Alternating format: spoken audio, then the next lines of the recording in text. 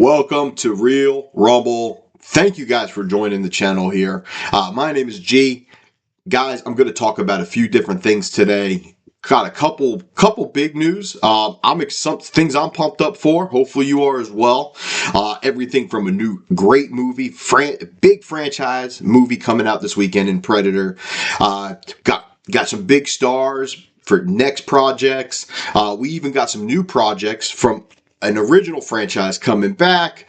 We got a trailer reaction, and of course we're going to talk about some Avengers leaks prior to hopefully a trailer coming soon for what is going to be one of the absolute biggest comic book movies ever, if not the biggest, just based on what we've gotten so far. So thank you guys for joining the channel. If you haven't got a chance to subscribe to the channel, man, please go ahead. I appreciate all the love. So, man, let's get to it.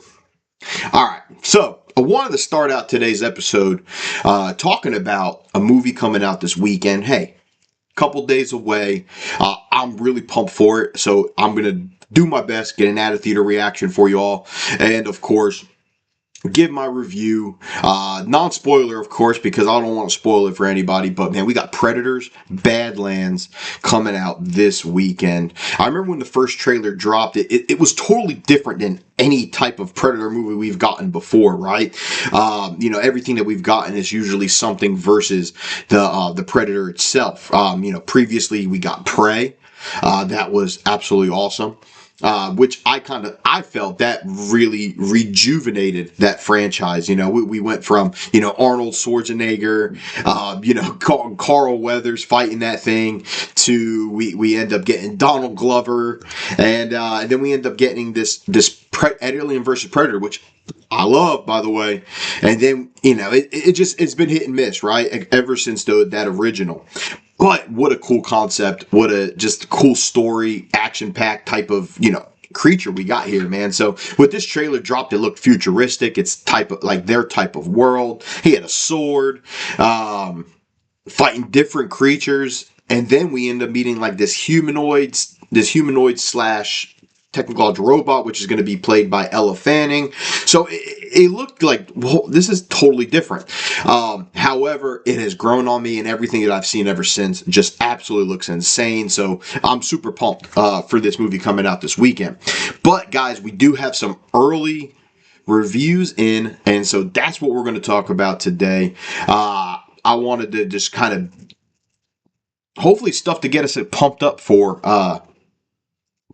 this weekend, but let's check it out here. So Predators Badland arrives, of course, tomorrow afternoon in theaters, Thursday, but at the moment the movie scores continues to fluctuate. Today it moved from 89% on Rotten Tomatoes to 90% and is now down to 88%, but that is certified fresh. 88% score makes it the best reviewed theatrical release Predator movie, period.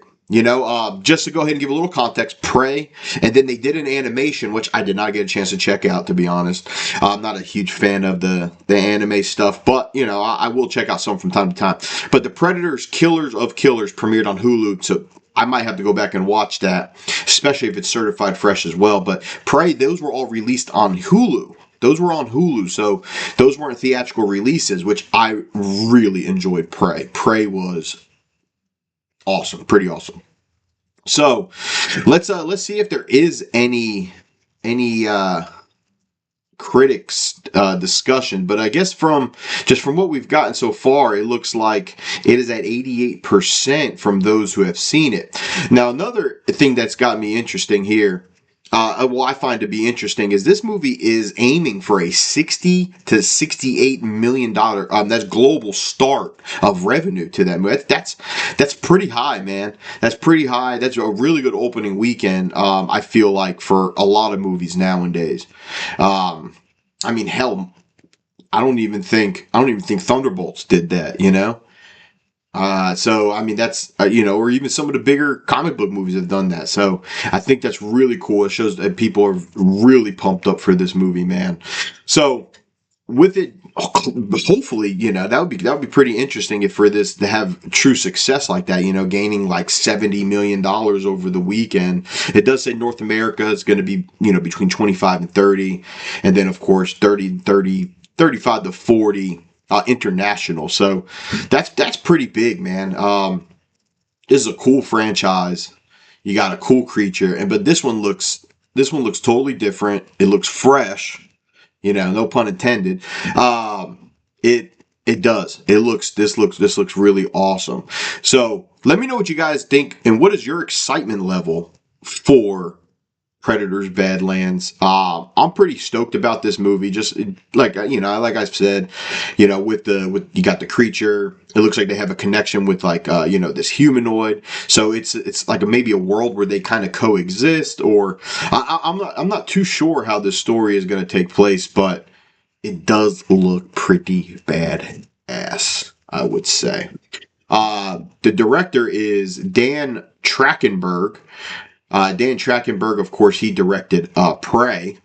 So this, he did a great job with that. So why not? And if you haven't got a chance to see Prey, by the way, I do recommend you go and watch that movie. And for anybody who's happens to come across this video, and it's like, hey man, I've never even seen Predators.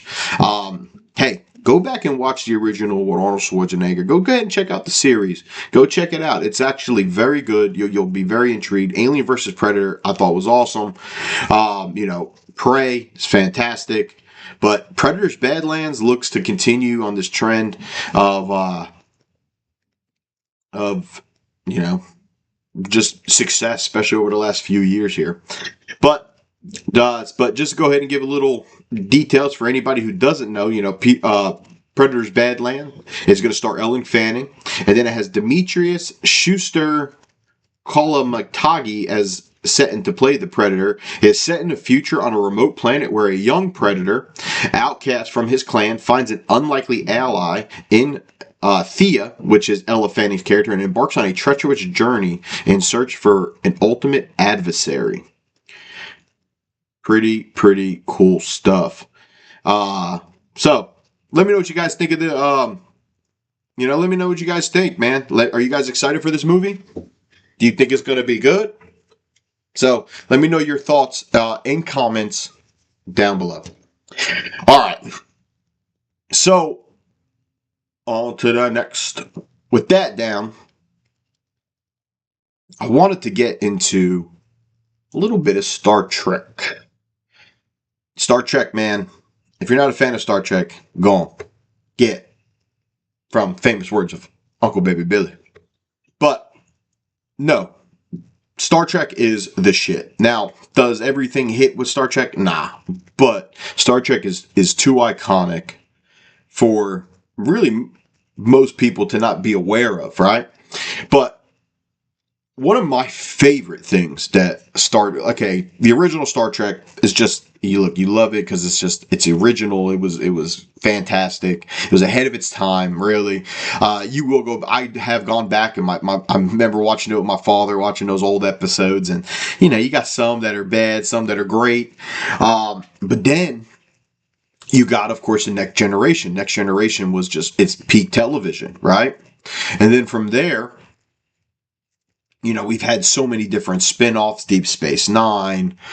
We even had some recently with Discovery, and then we also have Strange New World, which to be honest, I wasn't a huge fan of Discovery. I liked a few episodes, but overall, it wasn't for me, especially as it carried on. I do like Strange New World. Strange New World is also good, great casting in Strange New World. So that one's continuing. I believe it has maybe a season or so left. But one of my favorite things that was done in regards to Star Trek was, of course, the Star Trek reboot movie back in 2009, which starred Chris Pine as Captain Kirk. Got Carl Urban, as Doctor. You also had, what was that guy's name? What was that guy's name? Zachary Quito, I believe his name. Yeah, that's it. Zachary Quito was the individual who played Spock, which absolute great performance. We also got the second movie, which we had Benedict Cumberbatch as Khan, which is like one of the all-time greatest villains of Star Trek history. So just but the first one especially, in 2009, I absolutely loved it. It was done by J.J. Abrams. He also did the sequel, Star Trek Into Darkness, which was the story of course, fighting Khan, which is almost like a reboot to the, Wrath of Khan in a way. Definitely a little bit different, but loved him. Loved those particular two. So there's been a lot of speculation over the last several years since we, of course, received a last movie, which was, which is like, hey, are we going to get a number 4? The last time they made one was Star Trek Beyond, which is in 2016. So that's nearly 10 years ago, before we even, and that was directed by Justin Lin. So that one I felt like it wasn't as good as those other two, but it was still good. Idris Elba played a very good bad guy. However, there's just always been talk about maybe a number 4. There was even time where they even thought about making it an R-rated Star Trek, directed by Quentin Tarantino, because he talked about maybe trying to do a Star Trek, and then we end up going from this and from that, and it just never came to fruition. Well, today it is reported that Star Trek 4 has finally been scrapped at Paramount, as Paramount moves on from the Chris Pine-led franchise. So now, with it nearly being a decade later, multiple ideas of filmmakers have considered, rebooting this franchise. So the hope is to have a fresh Star Trek movie. Though the studio has moved on from the idea of bringing back Chris Pine, Zachary Quito, and the rest of the assembled from the J.J. Abrams reboot, it is also working on sequels to Top Gun and Days of Thunder. That's interesting. With the film stars Tom Cruise recently visiting Paramount lot to congratulate the Skydance team on its takeover and discuss the return to those franchises and other possible collaborations. So this comes to us from, and this is, so in a piece from Variety, where they spoke with David Ellison about his first days in charge of Paramount following the Skydance acquisitions of the company. So, man, them Ellisons, dude, they're taking over the whole. I mean, especially his son, he's going to take over all the movies, which it's kind of crazy, but it is what it is.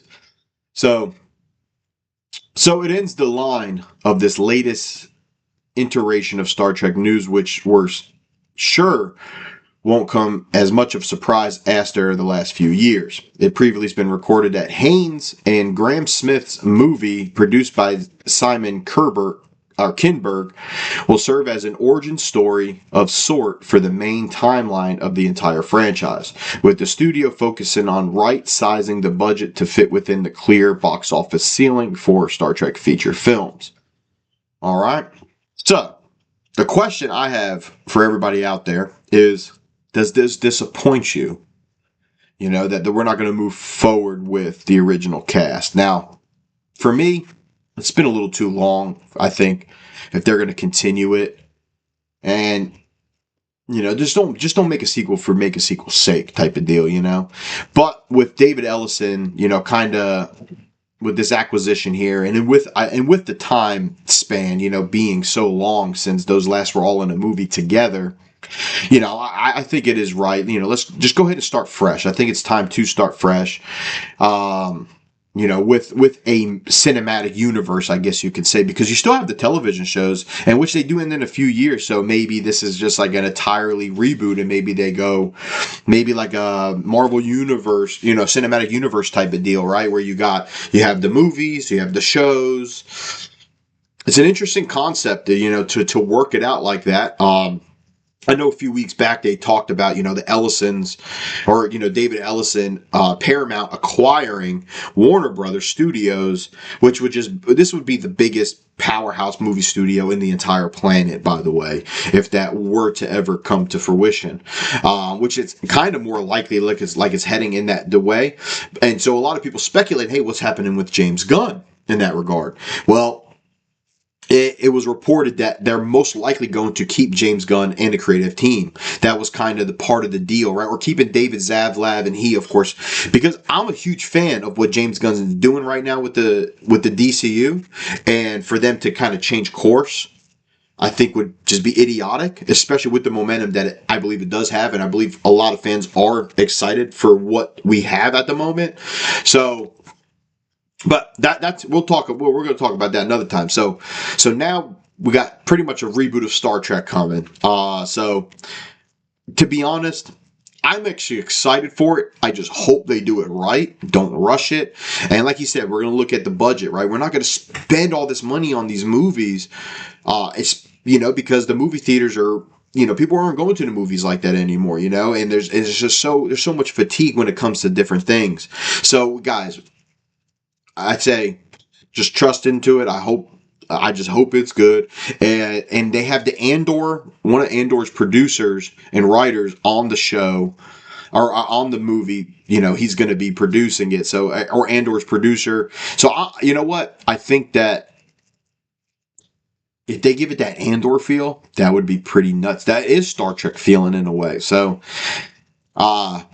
let me know what you guys think down below. Are you disappointed that Star Trek 4 is no longer happening with the Chris Pine assembled cast? Or are you excited that we are going to be getting a reboot here? What are your expectations if they are to reboot it? Do you think it would be good? Do you think it would be bad? Let me know your thoughts down in the comments below.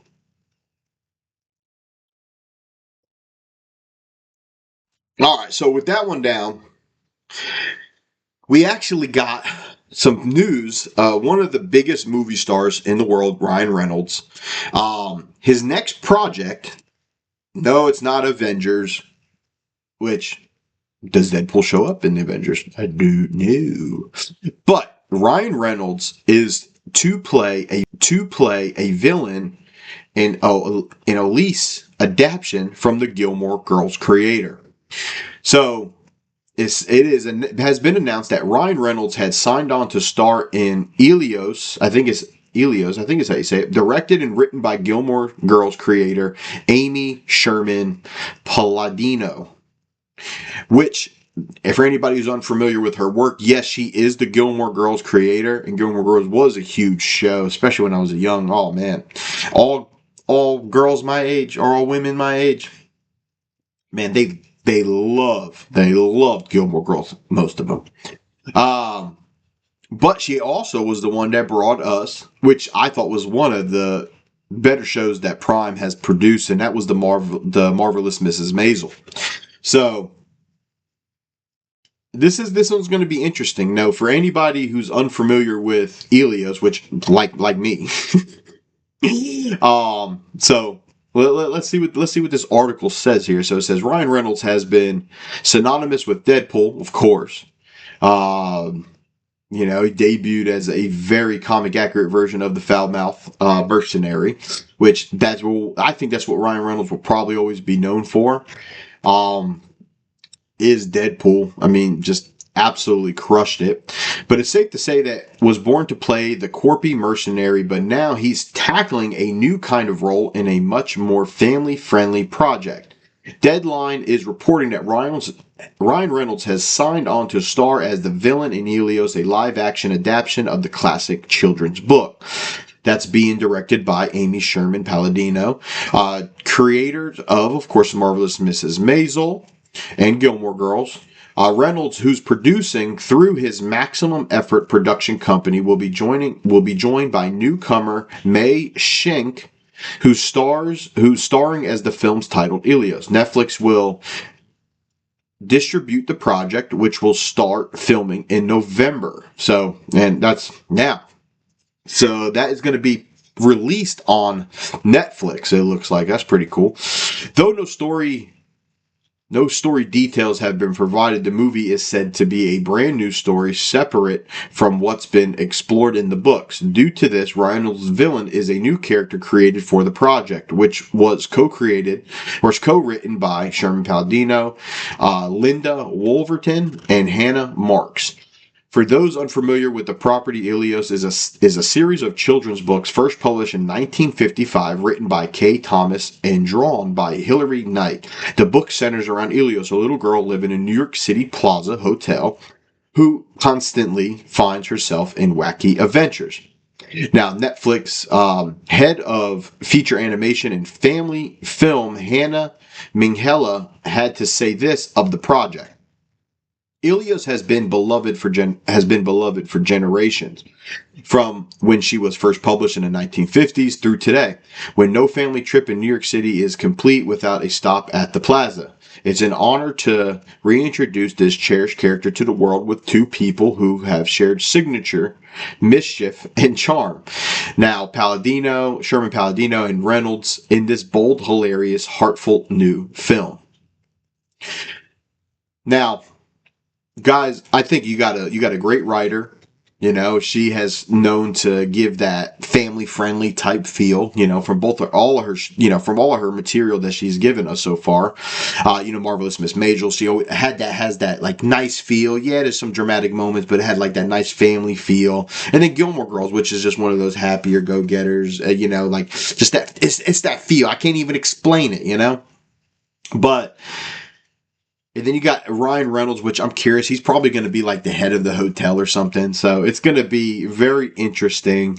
Sounds to me almost like kind of like a Sweet Life of Zach and Cody type of deal. Like these like kids living in a hotel and just causing mischief every single day. This is going to be fun. I think this is going to be good, man. And I think Reynolds is a good guy to kind of play that role, because he's like. He's very quirky, but he also could be very serious and be like very, he could be like so serious, but be so patronizing at the same time. He's very good at it. Like Deadpool, Brian Reynolds is like the master of being passive aggressive, I feel like. And that's I guess it's a phenomenal trait to have, man. It works for him, right? So, this is a pretty interesting one, man. I'm curious to see. I'm curious to see it, really, and I think my daughter's probably gonna love this. I got 2 young girls, so we'll probably enjoy this. I think, especially if it's a fun family fair event. We need some more of these here. So, let me know what you guys think of this down in the comments below. Ryan Reynolds gonna be playing a villain in an adaptation of a children's book story. So.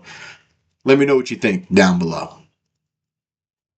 All right, so with that down, this is honestly probably my most exciting news for myself today. All right, so just to go ahead and give a little context about what's got me so pumped up and got me so hyped.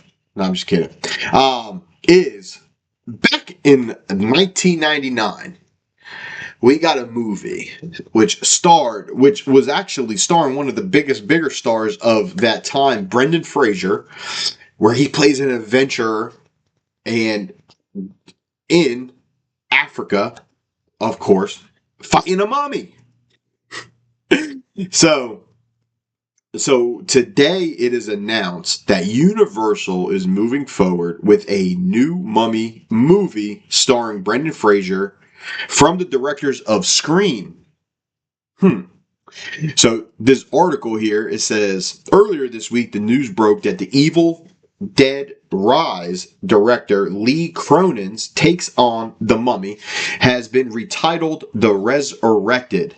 Now we may know why. Deadline has revealed that Universal Pictures, the same studio behind Cronin's reboot, is in talks with Brendan Fraser and Rachel Weisz to resurrect the Mummy's franchise from the late 90s and early 2000s.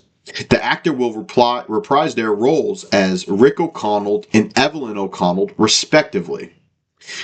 Radio Silence, Matt Bettinelli Olpin and Tyler Gillett They are set to direct a movie from a script by David Coggenshaw, who wrote The Deliverance. The original Deliverance? Squeal like pig! But those are the directors from Scream. They also did Ready or Not and Abigail. And it says franchise veteran Sean Donald would produce alongside William Strack, James Vanderbilt, and Paul Neinstein of Project X Entertainment. Now, plot details are somewhat apparently being kept under wraps. There has been rumors for a while that Fraser might return to head up another Mummy movie, while we've also heard chatter about Dwayne "The Rock" Johnson reprising his role as the Scorpion King in a future project. Could this be it? Fraser and Wise shared the screen in two Mummy movies, 1999's The Mummy and 2001's The Mummy Returns. Now, Stephen Sommers directed those, and both grossed over $400 million worldwide. That's pretty solid. The movies were so popular that the theme park attractions and a spin-off, The Scorpion King, followed. While not critical darlings, Robin Cohen's The Mummy, The Tomb of the Dragon Emperor in 2008 was another success with a $403 million haul, even though Fraser starred without Weiss. Yeah, that movie was okay, but it didn't feel, it felt weird with Rachel Weisz not being there, and the son had an English accent, but he had a British accent in the second one. Meh. From there, the franchise sat on the shelf until 2007 reboot. The Mummy starring Tom Cruise meant to launch Universal's Dark Universe, which was a flop with fans and critics, and the whole idea was scrapped even after it took a respectable $409 million. That movie sucked. As the trade explained, turning back to the Mummy franchise makes perfect sense for Universal, given the real wave of millennial nostalgia for all things Fraser and his Mummy films in particular. This built-in fandom would be an asset at a time when the studio has fared poorly at the box office with its attempt at modern movie monster flicks, including Abigail, directed by the duo from Radio Silence. So, 1995's The Mummy is this kind of describes it. So, it's set in 1925. Guys, that movie, look, if you haven't got a chance, have you seen The Mummy? First, have you seen The Mummy? Are you excited for another Mummy? I know I am. But have you seen the original Mummy and then The Mummy Returns? Forget the third one. It's just not good. Don't watch the third one. But go ahead and watch The Mummy and then The Mummy Returns. Guys, one, the CGI is fucking awful, okay? So I'm just going to go there. So just look past that, okay? Because when The Rock, the Scorpion King, it is the absolute worst CGI, I think, in like any movie. It's like on par with like the original Clash of the Titans from 1980, all right? It is just god-awful, okay? It's so bad. And I remember my father, who loved those movies, my father looked at me, and when the movie came out, we're in the theaters, he looks at me, he goes, that is the worst computer generated thing I've ever seen on television. I mean, it was bad. However, the movies are awesome. The movies are awesome. Brendan Fraser's awesome. Rachel Weisz is awesome. These movies are really good. I'm very pumped. That they're going to try to bring this back, and hopefully they do it right. I enjoyed Scream 5 and Scream 6. Number 6 more than 5, to be honest. So this is going to be very, very interesting to how we're going to do this, to how they're going to do this, and when it comes out. So let me know what you guys think, and let me hear your thoughts down below in the comments. And man, we got another Mummy coming, man. Pretty sweet. All right, so the next thing that I wanted to kind of talk about, I came across this trailer. I don't know if you guys have been paying attention at all, but so Osgood Perkins, previously known for doing Long Legs. That's his last project, I think. but the guy has been given just real good, creepy, just horror movies, and horror movies I feel like are definitely back. We were like, I remember earlier this year, after, what was it?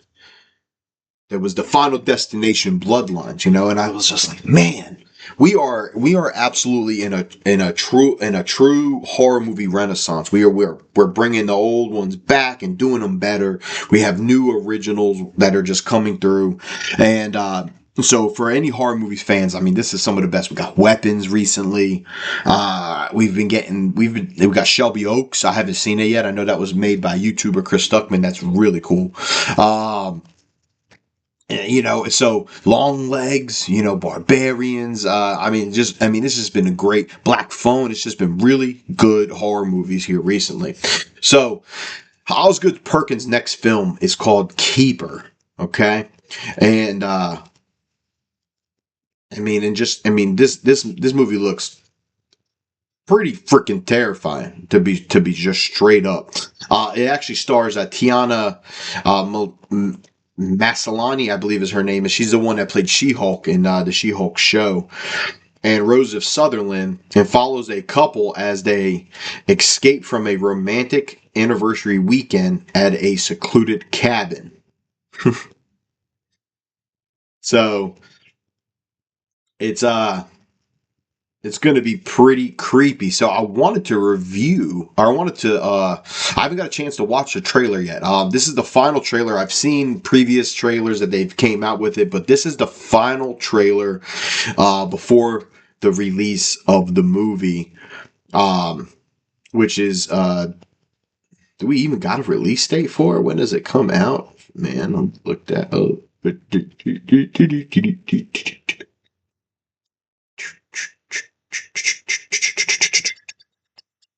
So it doesn't look. Oh, yep, it's set to release November 14th. So that's not this weekend. Next weekend.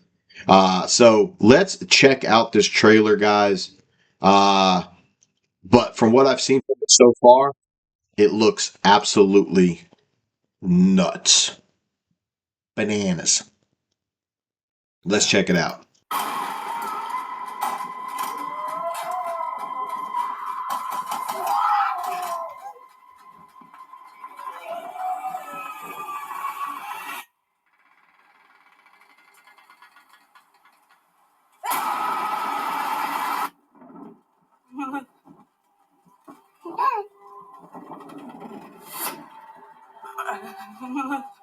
Let's go back. Yo. Can we do that? Can we just do that? This looks fucking crazy. We didn't know. We didn't know any of this.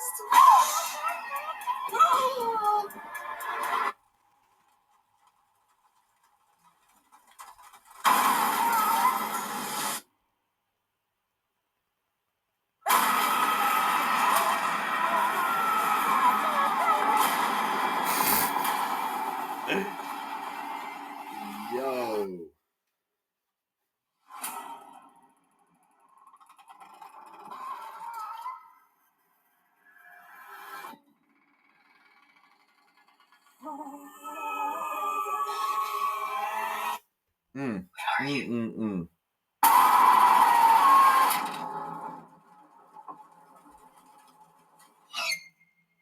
A dark trip. Yeah, that looks truly terrifying, to be straight up honest with you. That's going to be, I believe, it's going to be a real true experience in the theaters for real.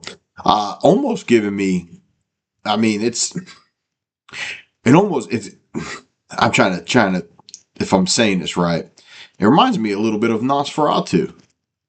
Like, in a way, like, I remember seeing Nosferatu in the theaters. Now, Nosferatu wasn't necessarily so scary, but just really twisted, right? Like the part where the girl's ripping, she's like, and she's rolling and shit, Like, just really fucking twisted, right? And then you got, like, And then you see like there with the part like where she's just like in the mirror, she's like, please let's go back, please, can we just go back? Like I mean that this looks twisty. You got that shit with that monster looking thing. Hey guys, that looks pretty nuts. Let me know what you think of the trailer down below. Horror movie fans out there, I'm sure you're pumped up for it. If not, let me know what you think. Please let me know what you think down below. But man, that looks pretty twisted. And based on what I'm seeing here, it says it looks like a pure fucking nightmare. Yeah, that is it's gonna be experience, man, for sure. All right. Gotta let my brain heal. I need some happy thoughts after watching that Keepers trailer. But next thing I wanted to talk about, man. So, this has been in the news for anybody who's a movie fan, comic book movies, I mean, there's all types of movies, right?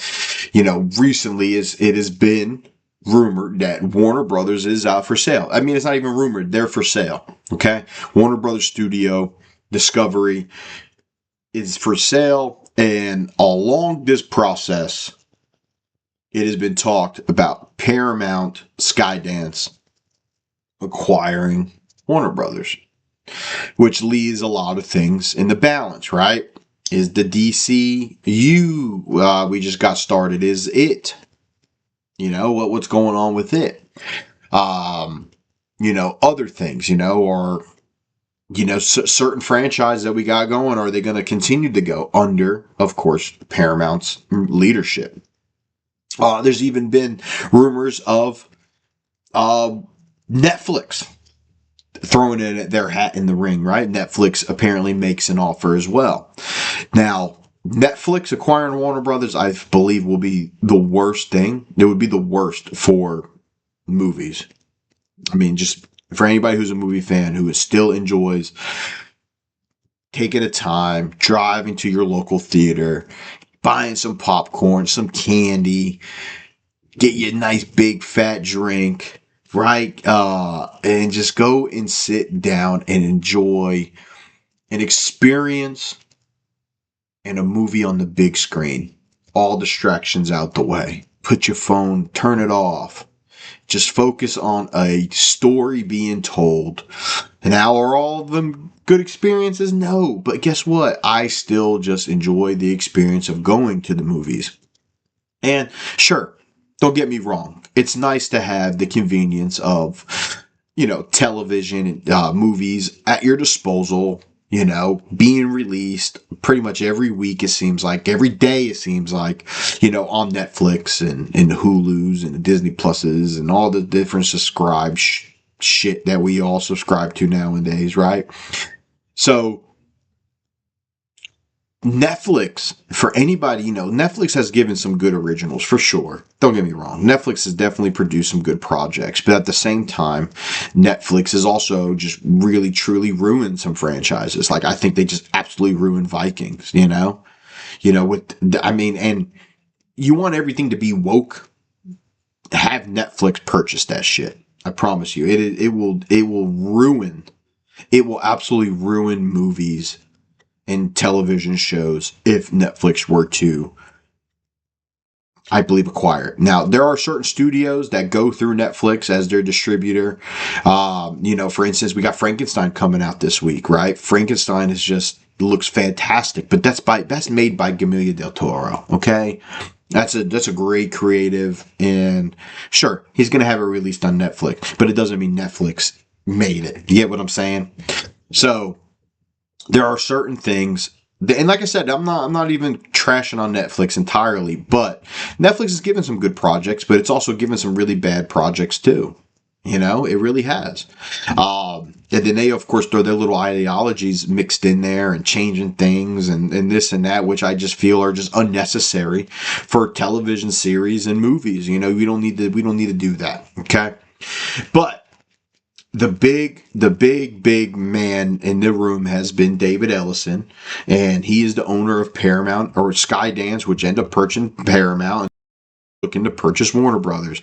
Now, with all of this being said, it is saying that movie theaters are said to be on red alert by potential Warner Brothers Discovery and Paramount merger. So let's see what this article says. This is brought to us by Comic Book Movie News. It says the potential merger between Warner Brothers Discovery and Paramount is generating a lot of talks in the industry. Understandably, one of the biggest topics attached to Hollywood mergers is the potential homogeneity of entertainment. A studio with multiple properties under its mantle, for example, may be more inclined to release a crowd pleaser blockbuster than a complex authorish project. Having said that, there's another side to the possible downfall of such a merger. It affects on movie theaters. As it turns out, the Warner Brothers Paramount merger has created a big concern amongst theater owners because of its possibility resulting in less offerings from both studios. The Wrap spoke to several theatrical executives to discuss the potential efforts of an impending merger on the industries or the entertainment industry. The executives were said to be a gravelly concern and even downright panicking about Warner Brothers Discovery's being potentially absorbed by another company, given the risk of the studios reducing its movies' output. The owner of an independent theater who spoke to the outlet revealed that the industry is on high alert about this and expressed the need for people to bring attention to the matter. I'd say this is a red alert and everyone in the industry should see it as such. It is a serious antitrust issue and all need to call it out as such if Paramount and Netflix are really serious about doing this. So, like I said, I'm more concerned if Netflix were to purchase it. Netflix is known for, hey, I'm going to just give it straight to your house. That's just what we're doing. Now, Netflix has done some movie releases prior to it coming onto their streamer, and they would have to do that tenfold if they're going to acquire Warner Brothers. Now, on the Paramount side of things, you do have Paramount Plus, and we got a lot of cool projects on Paramount. I actually call Paramount Taylor Sheridan. Now, Taylor Sheridan, we all know, is leaving Paramount and going to Universal starting next year sometime, making movies, and then television shows starting in 28.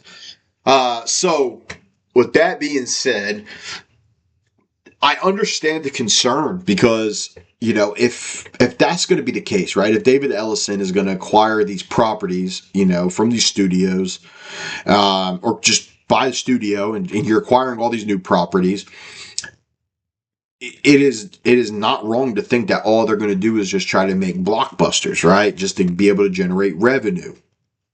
Makes sense, right? And that would hurt movie theaters, right? Because instead of getting, you know, you're getting 3 movies from Paramount, you're getting 3 movies from Warner Brothers, and then let's say Skydance is releasing a couple, right? But let's say they have them all, but let's say they're all together, they only release 5 movies throughout the year. So I think what David Ellison is going to have to do is he's going to have to make more independent projects. He's going to have to make sure he gets the right creatives, and making sure that what is going, like Taylor Sheridan right now, we all know is making a Call of Duty movie, right? We got the DCU. I mean, he's going to have to release he's going to have to release a bunch of projects for movie theaters to feel safe over this new acquisition. So I'm really curious to see how this all plays out when it's all said and done. But the one thing I pray for is that just Netflix doesn't acquire it. I would much feel more comfortable if Paramount is going to acquire it over anything else. You know, I've even seen some stupid shit where they're like, "Oh, Netflix, if Netflix purchases it, they're going to restore the Snyderverse about the whole DCU."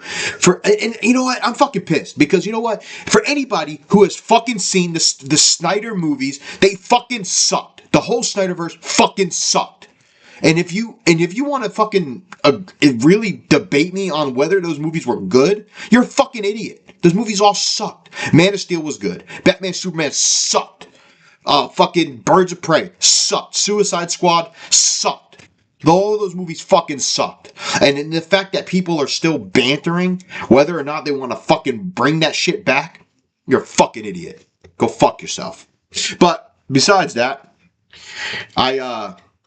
this is interesting, man. You know, don't ruin movie theaters. That's all I'm saying. Don't ruin movie theaters. David Ellison. But I do feel more comfortable with the properties that are under Warner Brothers in your hands other than the Netflix. So, but let me know what you guys think down below. Curious to hear what you guys think. Are you guys afraid for movie theaters? Do you think it's a good idea this is happening? Are you more pumped for Paramount purchasing it or Netflix? Let me know what you guys think down below. All right, so last topic of the day. I was saving it for the last bit of the episode, but guys, man, Avengers Doomsday. It's coming, man. We're about a year away from Avengers Doomsday. And so I'm gonna talk about, we got every leak, rumor about the upcoming trailer, including when we're gonna see it. Alright, so let's get to it, man. So as we all know, right? It is likely we're going to be getting a trailer soon. 100%. There's no doubt. They have to, right? We have no Marvel movie project. Well, I'm sorry. I lied. We have Brand New Day. That's the only Marvel project that we got going on next year is Brand New Day. And then we got Daredevil, the TV show. But I'm talking about when it comes to movie releases, all we're getting is Brand New Day prior to Avengers Doomsday. So, with it looking increasingly likely that the first Avengers Doomsday trailer will be released sooner than expected, rumors are swirling about what we should expect from the teaser. So now it seems as good as time as any to delve into everything that has been revealed, including when we're likely to see in one place. So, from possible descriptions to a few shocking returns and even how Marvel Studios is approaching this sneaky peeks debate, we have you covered. All right. So Avengers Doomsday is currently competing with Spider-Man Brand New Day for the title of 2026's most highly anticipated movies. I would say so. I'm pumped up for Supergirl, to be honest. I'm thinking Supergirl, and then I'm pumped up for Supergirl.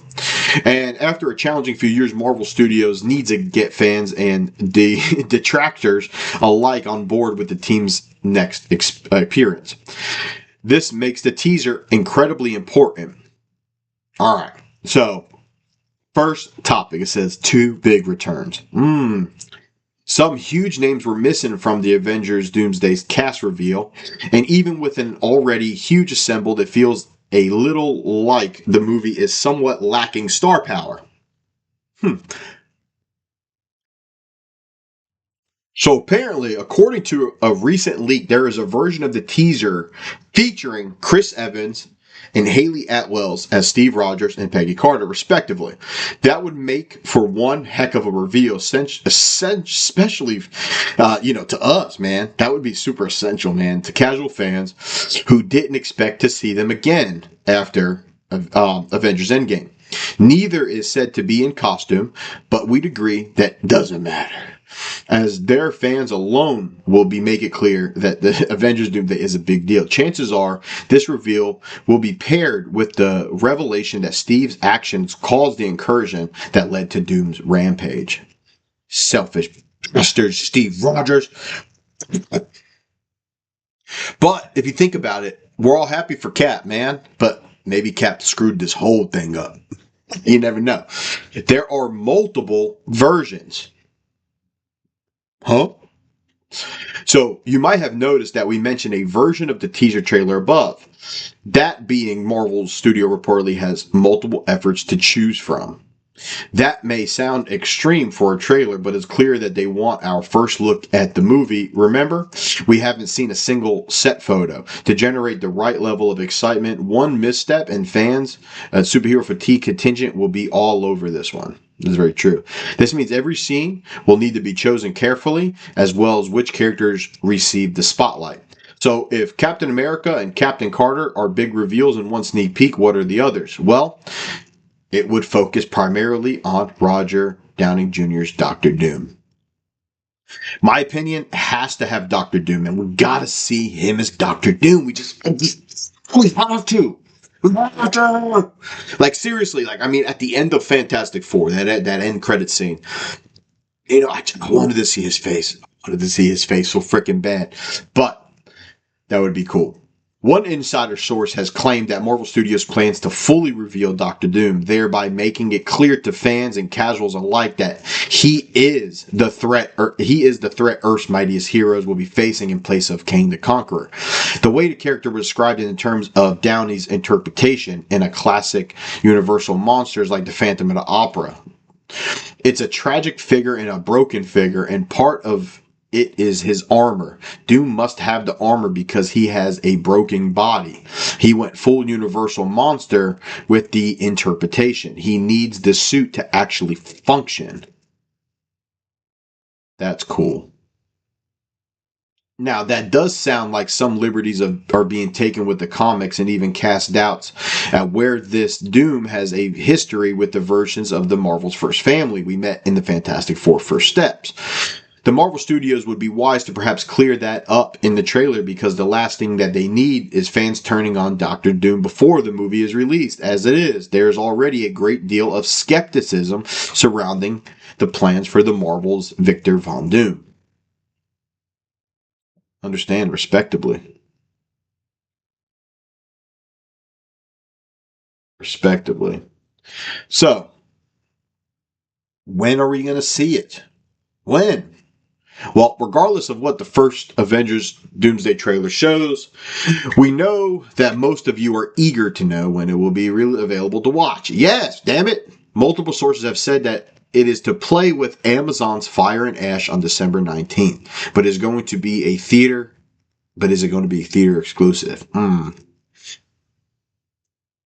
So both Oppenheimer and Avengers Fire and Ash first teasers were immediately released online. Yes, led to leaks, which also forced people to want to see the trailer in all the glory and go and buy a ticket for another movie. So Marvel Studios may head down this route, as it would make this Avengers Doomsday sneak peek feel like an event. I agree. But man, we got to see Doom in the trailer. Don't you think? We got to see Doom. We have to. Because, I mean, this is what this movie is about. You know, it would be cool to see Steve Rogers maybe. That would be pretty dope, to be honest, right? Because it's all been speculated that he's coming back. I mean, if we're going to have this gigantic event of a Marvel movie, which Kevin Feige has said, which is going to serve as a ending of an era and also the start of a new era, you know, type of deal. So, and it's only fitting that we get Captain America, Peggy Carter, and just some of the original OGs. I wish we could have Chadwick Boseman, as Black Panther. That would just be sick, but I'm really, really stoked for when we're going to get a trailer. For all of us comic book movie fans, I know that we're eagerly waiting for something to come along that's just going to get us just pumped up. Just give us a little bit of a high for a couple weeks to talk about, But let me know what you guys think down below. You excited for the trailer? Do you think this is going to be good? Are you in that superhero fatigue like a lot of people are at the moment? But it is truly essential what this trailer is going to be, but we got to see Doom. But guys, that is it for Real Rumble today. I appreciate you guys joining in for this episode. Come back and join me for more. But if you haven't got a chance to subscribe, go ahead and subscribe to the channel now. And come back and see your boy G for more Real Rumble. But until next time, peace out.